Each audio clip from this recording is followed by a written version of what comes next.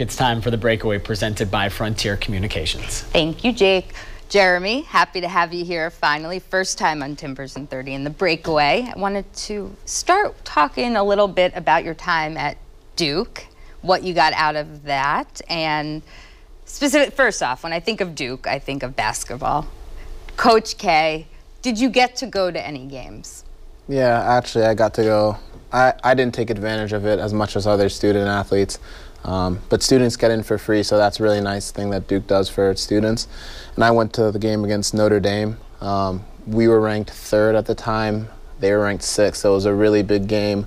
A lot of hype moving into it. I actually had to sleep out overnight to get into like a 1 o'clock game. So I arrived at like 2 in the morning, found a lot of classmates and friends and teammates, and we kind of just stayed up as long as we could. Then went to sleep and woke up and it was game time. That's what the Timbers Army does here. They camp out to get into the stadium. Was the atmosphere just incredible? I've never been to a Duke basketball game. Yeah, it was wild. I mean, the students are so coordinated in their chants and they get everyone engaged, and the players really feel the atmosphere as well and try to keep the fans as excited as they can for the game. So, I mean, like, just the overall experience, I understand why the Cameron Crazies are called what they're called.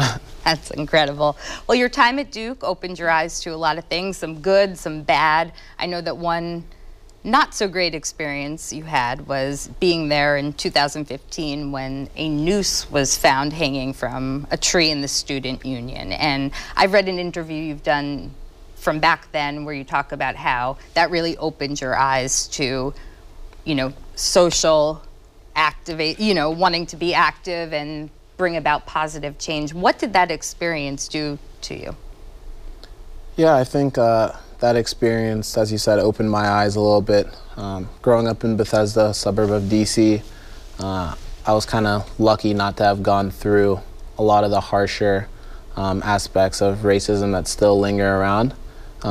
So when I got to Duke, I didn't feel as if there was much for me to do. I felt as if everything was relatively resolved. I felt that at a school like Duke, with a lot of well-educated students, everyone would be as open-minded as I was, or at least that's what I expected. And I mean, that incident kind of changed everything, because I kind of watched the outrage from especially the black community and how they led movements to kind of get the board involved and some of the professors and really get the community behind their cause, because this was something that, like, I was shielded from, which means that a lot of other people were also shielded from, and we all assumed that it was all in the past. So I think that, you know, that incident kind of set me up for kind of how I plan to use my off time in my career and hopefully after. And you've already been spending your off time, when you're on Twitter at least, spreading positive messages, really insightful and passionate about things that you care about. Do you feel kind of a responsibility to do that as a professional athlete? Not at all. I don't think athletes are responsible for advocating for anything. I just feel as a person, that's just the kind of personality I have.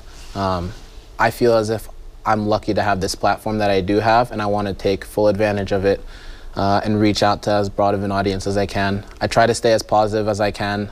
A lot of thought goes into everything that I tweet, retweet, maybe if I write a post somewhere else.